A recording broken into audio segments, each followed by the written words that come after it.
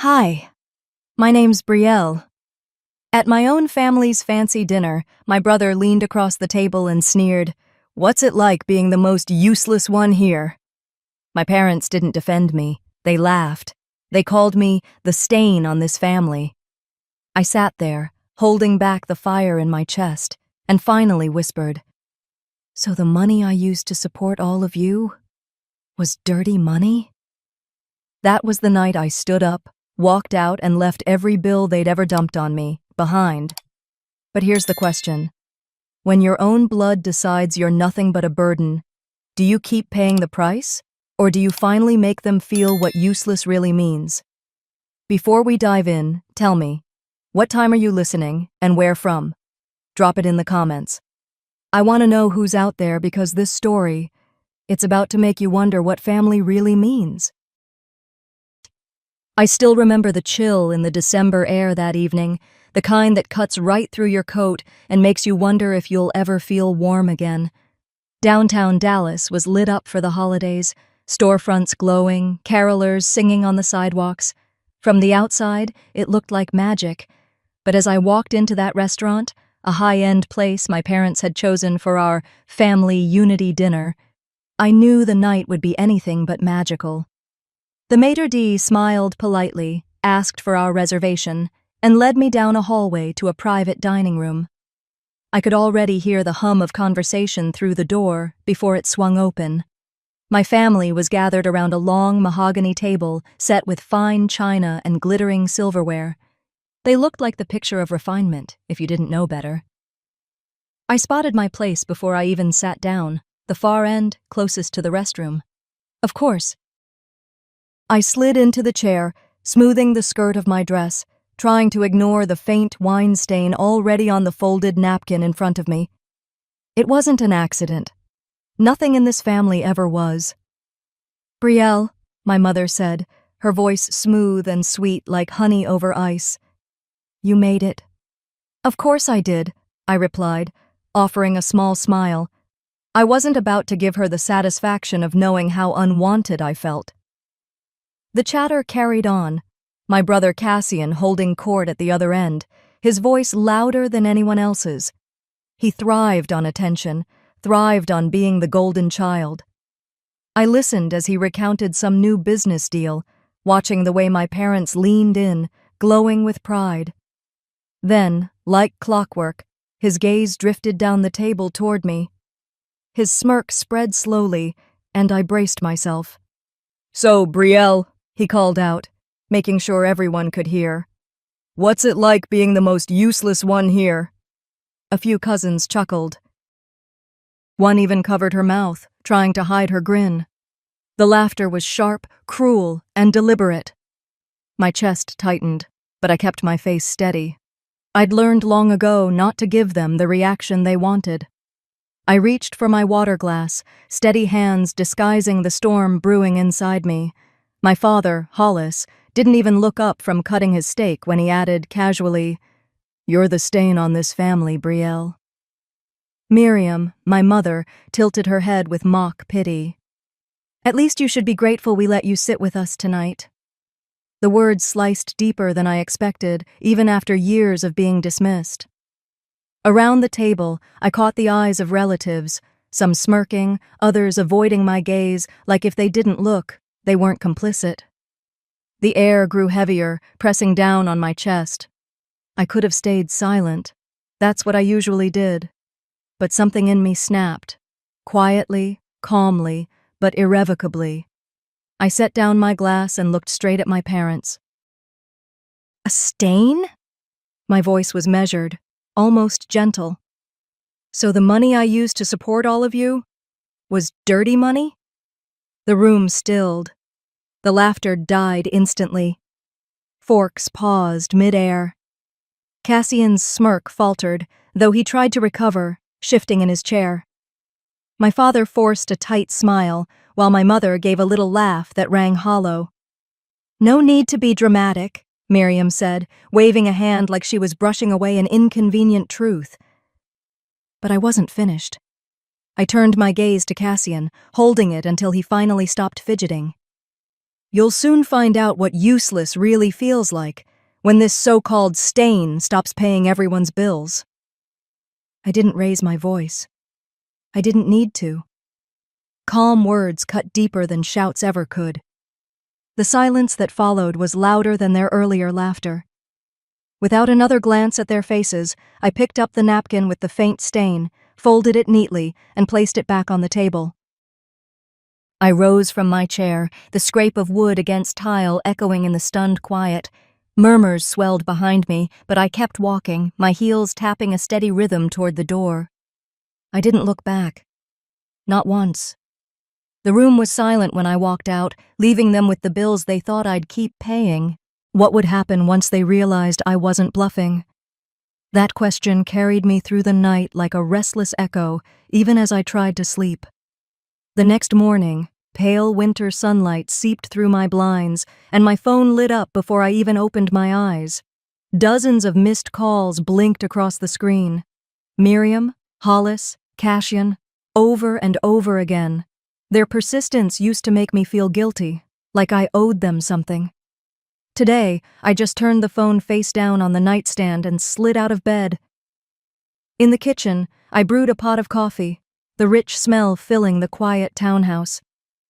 Standing by the window, I cupped the warm mug in my hands and let the steam rise into my face. The phone buzzed again, vibrating against the wood. I didn't move. For years, I had answered on the first ring, no matter the hour. Today, I let it ring until it stopped. I finally glanced at the screen. A text from Miriam. You embarrassed your father. We'll discuss this when you calm down. I almost laughed. Calm down, as if my dignity were just a tantrum that needed settling. Then Cassian's message lit up. You're bluffing. You'd never survive without us. That one burned. Not because he was right, he wasn't, but because it showed how little they understood me. They still saw me as the weak one, the pushover, the girl they could mock at dinner and still expect to pay their bills the next morning. The phone buzzed again, this time with an email notification. I swiped it open without thinking, and my breath caught. Mortgage payment overdue. Property under Cassian Hollis. I stared at it, blinking, trying to process the words. My house wasn't under Cassian's name, or so I thought. I went straight to the small desk tucked in the corner of my living room, pulled open the drawer, and retrieved a worn leather folder. Inside, I kept copies of every bank transfer, every receipt, every bill I'd quietly covered over the years. My fingers skimmed through the papers until I found the familiar records. Mortgage payments, utilities, car insurance. All in my name, but apparently tied to his property. It hit me like a sucker punch. They hadn't just leaned on me, they had built their comfort on my back. I remembered a Christmas 5 years ago, Cassian cornering me in the kitchen. Just let me borrow your card, he'd said, flashing that winning smile. Only for emergencies. I'd handed it over because it was Christmas, and because saying no felt like I'd ruin the peace. That emergency had apparently lasted half a decade. My stomach tightened as I flipped through more records. The pattern was obvious now. What they called help had been a pipeline draining straight from me to them. I opened my laptop, signed into my bank account, and scrolled through the scheduled payments. With one click, I canceled every automatic transfer. Then I picked up my pen, wrote the words "Stop all payments" in the margin of my ledger, and underlined them twice. The sound of the laptop closing, just a soft click, felt like a door locking behind me. For the first time in years, I felt the ground shift under my feet, not in their favor, but in mine. The phone rang again, this time a voicemail from my father. I didn't answer, but I listened. His tone was calm, clipped, almost rehearsed. If you think you can shame us into begging, you're mistaken. I set the phone down, not bothering to reply. They still thought I was bluffing, but by cutting the first wire, I knew I'd started an avalanche. And avalanches don't stop until everything in their path is buried. That thought lingered in my mind as I tidied up my kitchen, moving slowly, deliberately. The morning air hung heavy with the kind of gray clouds that seemed to press down on the earth itself, as though the sky knew tension was brewing inside these walls. By mid-morning, the knock came. Firm, deliberate, the kind of knock meant to be heard by anyone within earshot. I opened the door to find Cassian standing there, his hands stuffed into his coat pockets, a strained grin stretching across his face. "You always take things too seriously, Brielle," he said, chuckling like we were old friends sharing a joke instead of siblings standing on opposite sides of a widening chasm. His eyes, though, betrayed him. They flicked nervously toward the driveway, then down the street, checking if the neighbors were watching. Even in confrontation, Cassian's greatest fear wasn't me. It was what others might think of him. "Cassian," I said, leaning against the doorframe, keeping my tone even, "you came early." He shrugged, holding out an envelope like it was some kind of peace offering. "Just thought we'd clear this up before it gets messy. You made a scene last night. Mom's still rattled." I didn't take the envelope. I let it dangle between us, a symbol of everything he thought he could hand off to me, like I had no choice. "What is it?" I asked. "Country club dues," he said casually. "You know how Dad feels about appearances. Can't have him embarrassed. It's in your name, so best get it squared away." The word dues clung to the air like a bad odor. I finally took the envelope, not to agree, but to set it gently on the counter inside. I didn't even open it. I let it sit there, a quiet toxin I refused to touch.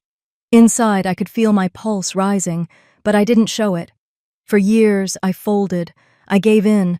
I told myself keeping the peace mattered more than keeping my dignity. Not anymore. Cassian stepped inside without waiting for an invitation. His voice dropped lower, the kind of tone he used when he wanted to make sure only I heard. "If you stop helping, don't expect anyone to stand by you when you need us." The words landed sharp and cold.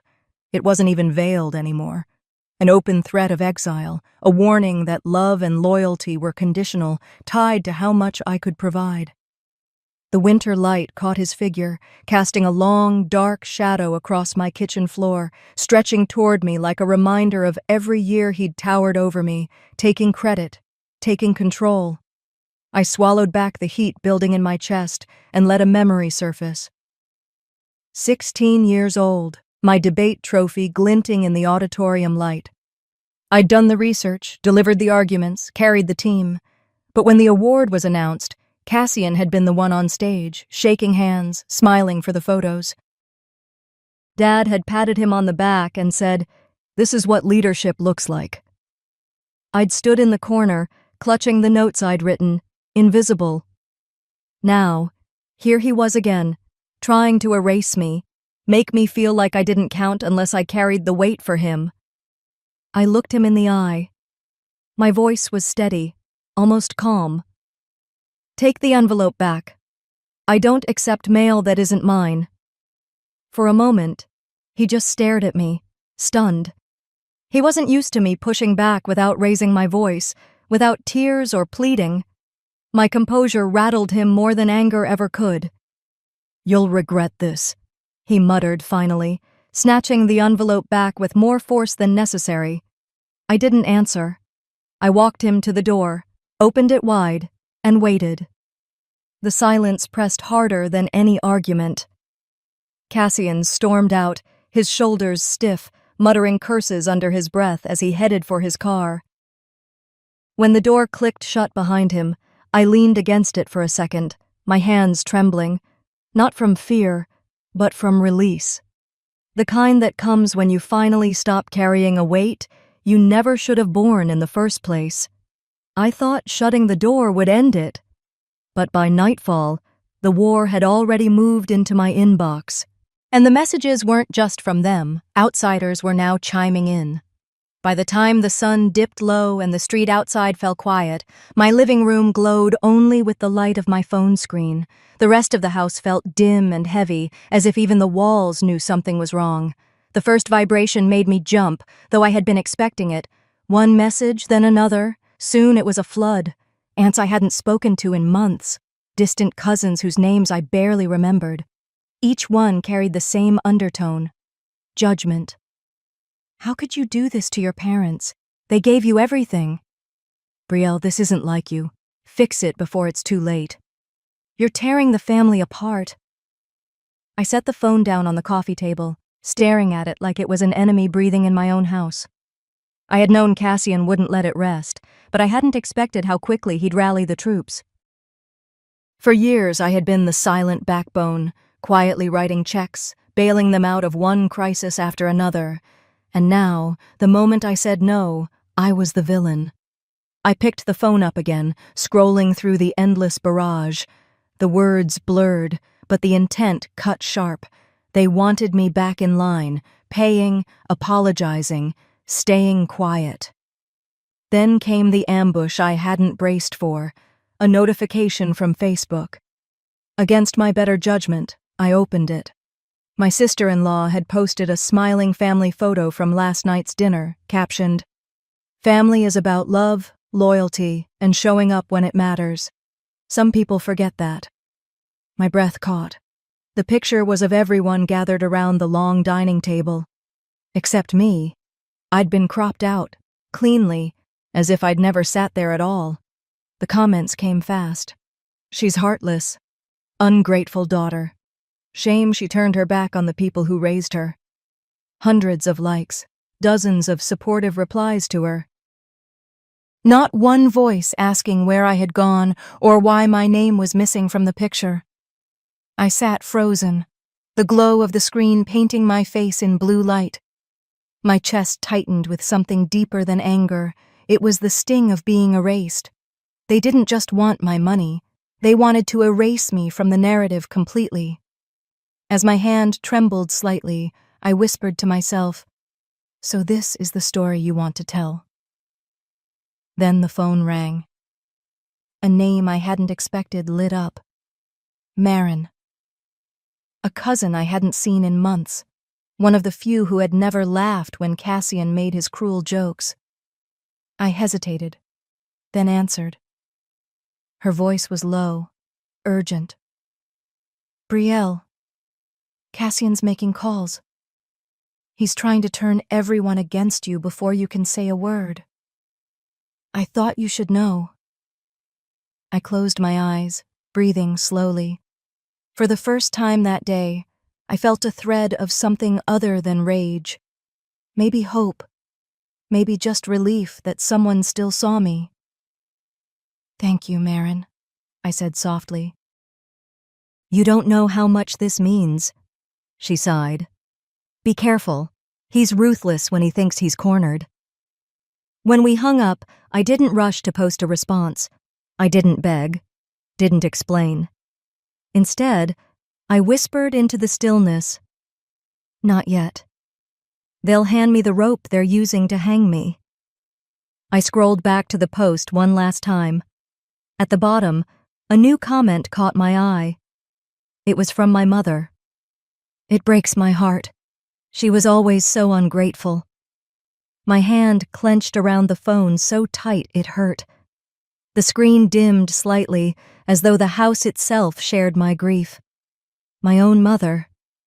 Publicly. Against me. Tears threatened, but I refused to let them fall. I would not give them that. Not anymore. I set the phone face down on the table, the room echoing with silence. They had cropped me from the picture, but I knew something they didn't. They had no idea. I was the one holding the negatives, and I was done letting them write my story. That night stretched longer than any I could remember. The quiet of the house didn't feel like peace. It felt like a pressure pressing in from all sides. I sat at the dining table, my phone face down, the faint hum of the refrigerator the only sound keeping me company. Papers and unopened envelopes covered the table like scattered reminders of everything I'd given up for them. For hours, I just sat there staring at the wood grain, trying to decide if I had the strength to keep going. A part of me wanted to shove it all into a drawer, pretend none of it had happened, and hope by morning things would feel normal again. But normal had been killing me for years. Eventually, I stood and walked to the old cabinet tucked against the wall. My hands hesitated before pulling open the bottom drawer, the one I hadn't touched in years. Dust rose as I slid it out, and the sight nearly stole my breath. Stacks of folders, each one fat with legal documents, receipts, contracts. My handwriting scrawled on sticky notes, the ink faded with time. I sat back down and opened the first folder. Mortgage statements, payment records, my name on every check. I flipped to the next. Cassian's student loans, paid off under my account. Then another, records from the family's emergency business venture. Every page was another slice of myself I had handed over to them without a word. I whispered into the silence, "They wanted to call me useless. Let's see them survive without these." My voice sounded foreign, steadier than I felt. For a moment, the temptation washed over me. Close the drawer, tuck everything back where it had been, and forget it. I almost believed the lie that it would buy me peace. But then, like a cruel echo, I remembered my mother's comment online. She was always so ungrateful. The words hit harder than I wanted to admit. Gratitude. That was the currency they demanded, even after taking everything I had. My chest tightened, and I felt tears threaten, but I forced them back. I wasn't going to give them that victory. I sat there with the papers spread out, whispering to myself, if I stay quiet, I lose myself. If I speak, I lose them forever. The weight of that choice sat heavy in my chest. Just as the first light of dawn began to filter through the blinds, a knock sounded at my door. My heart jumped. For a second, I thought Cassian had come back, ready to push harder. But when I opened the door, it was Marin. She held 2 steaming cups of coffee, her tired eyes meeting mine. "I figured you didn't sleep," she said softly. I stepped aside, letting her in. She set the cups down on the table, her gaze falling on the mountain of papers. She didn't look surprised. "I knew it," she murmured. "I've seen some of those checks, Brielle. Cassian's rewriting history, but you don't have to let him." For the first time in what felt like days, I felt a flicker of something warm, relief. Someone still believed me. Someone still saw me. I sank into a chair, my voice low. They'd rather I disappear than admit I was the one holding them up. Marin reached across the table, placing her hand gently over mine. "Then don't disappear. Document everything. They're counting on you to stay quiet. Don't give them that." I nodded, pulling one of the thicker folders toward us. Together, we began sorting the documents into a binder. Each plastic sleeve we filled was a piece of my life I'd thought had been wasted. But now, it felt like ammunition. The sun was higher now, spilling across the papers in golden light, almost like it was blessing the work we were doing. For the first time, I didn't feel powerless. As we worked, Marin looked at me seriously. "Be ready, Brielle. When you fight back, they'll come at you harder." I met her gaze, my voice steady. "Then I'll stop fighting for peace and start fighting for truth." When the binder was finally closed, I placed my hand on it firmly. It didn't just hold papers, it held years of sacrifices, of erasures, of battles fought in silence. And now, it held my resolve. I closed the binder. This time I wasn't just their stain, I was their reckoning. And I didn't have to wait long for their counterattack. The morning light had barely broken through the blinds when my phone buzzed across the nightstand. I'd silenced it overnight, but the vibration carried a kind of weight, like a warning. I picked it up and saw Cassian's name flashing across the screen. I let it ring once, twice, before finally sliding my thumb across. His voice oozed a false calm. "Morning, Brielle." Heard you've been digging through old junk. I didn't respond right away, just listened. He chuckled softly, the sound sharp enough to cut. You wouldn't want the family to think you're desperate for attention, would you? The way he said family made my stomach turn. I could almost hear the echo of our parents' laughter at the dinner table, the same condescending tone dressed as amusement. I'm not desperate, I said evenly. I'm just done. That made him pause for half a beat. Then the smirk came back into his voice. You've always been dramatic. Don't embarrass yourself. And then, click. He hung up before I could respond. I sat on the edge of the bed for a long minute, staring at the phone, my jaw tight. The fight wasn't just about money anymore. He wanted my dignity, my credibility, everything. By late morning, I forced myself up, got dressed, and headed to the office. Work had always been my escape, the one place they couldn't touch. At least, that's what I thought. The glass doors of the downtown building gleamed in the winter sun as I approached. I swiped my access card across the panel, waiting for the familiar green light. Instead, a red blink. I tried again. Same result. My chest tightened. Not possible, I muttered, trying once more. Brielle? The receptionist called gently, her eyes darting nervously. Could you stop by HR? They asked to see you. The walk down the hallway felt like it stretched forever. The HR manager greeted me with a rehearsed smile, the kind that tries to soften a blow. Your access card was deactivated this morning, she explained carefully. We received a call from your brother. He expressed concerns about your stability. And, well, there are questions about financial matters tied to your name. I felt the floor tilt beneath me. Cassian hadn't just come after me at home. He was reaching into the one place I thought was untouchable. I've been here 8 years, I said quietly, forcing my voice to stay level. And suddenly, today, I'm unstable. The HR manager's eyes flickered. She looked like she wanted to say more, but didn't. We're reviewing the situation. For now, just sit tight. I left the office with my heart pounding, the city noise around me muffled. By the time I got home, my email inbox had exploded. Most were from relatives, snide remarks and guilt-laden pleas, but one stood out. It was from my father. The subject line read simply, "Enough." I clicked it open, my hands trembling. You need to stop this nonsense, it read. Cassian is the future. If you push, you'll regret it. We've done enough for you. The words burned into me. We've done enough for you. As though my years of sacrifice, the thousands I poured into their mortgages, loans, and clubs, had meant nothing.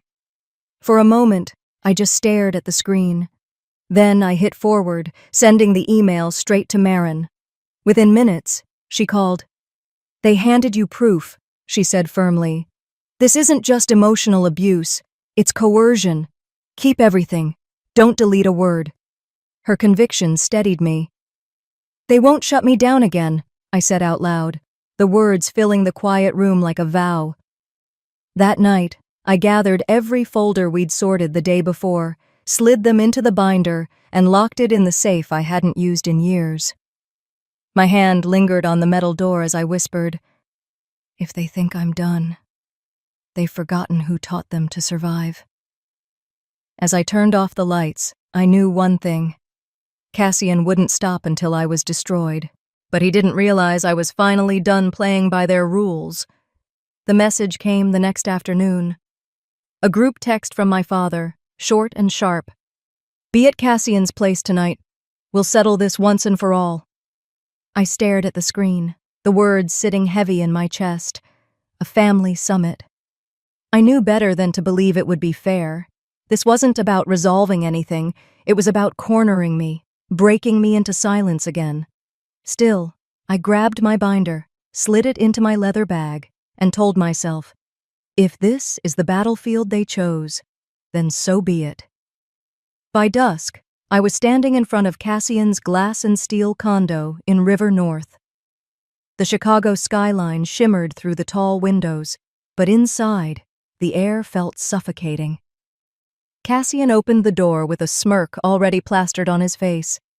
"Finally, the little stain arrives," he drawled, stepping aside as if granting me some sort of royal favor. I walked in, my heels clicking against the polished floor, and immediately noticed the setup.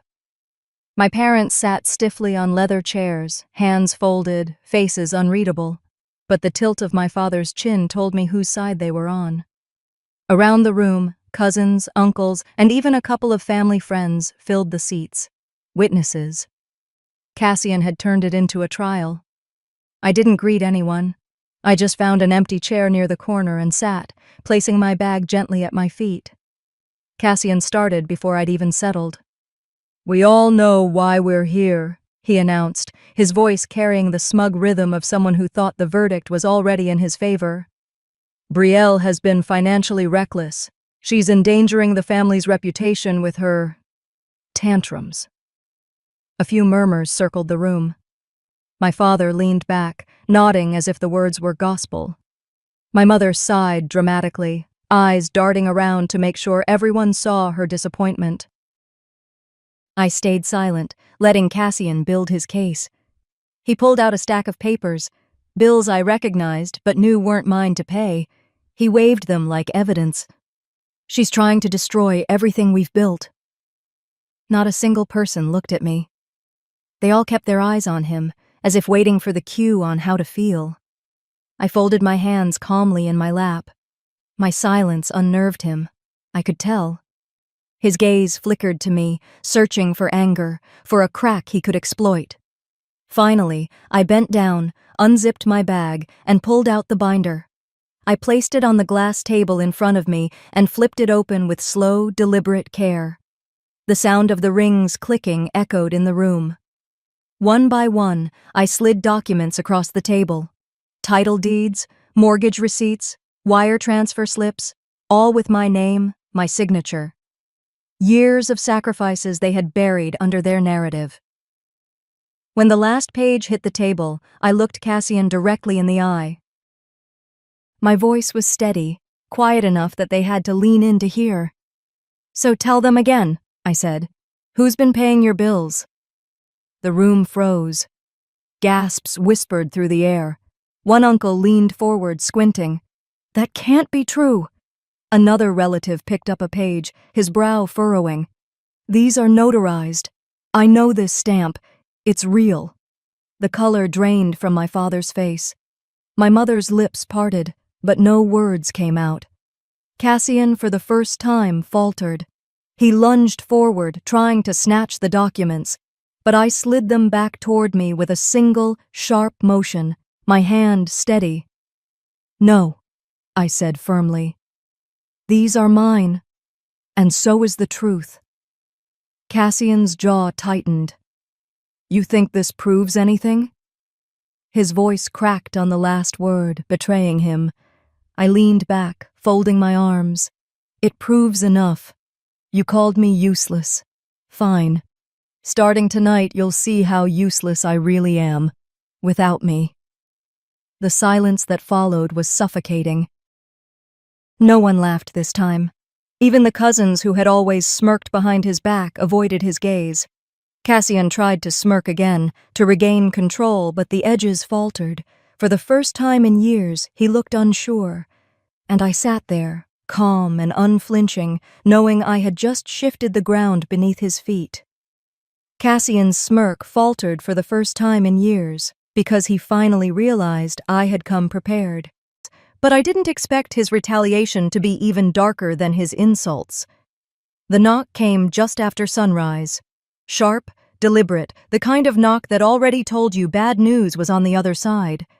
When I opened the door, a courier in a pressed uniform handed me a thick envelope and said flatly, "You've been served."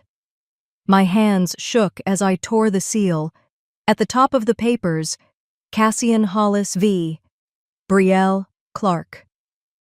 The words blurred for a moment before I forced myself to keep reading. Fraud, theft, misuse of family funds. I read the accusation twice, my stomach dropping further each time. And then I saw it. My father's signature, right there on the complaint. He had chosen Cassian, officially, legally, publicly. For a few minutes, I couldn't breathe. I set the papers on the counter and pressed my palms against the cool granite. The very family I'd held together with quiet sacrifices was branding me a criminal.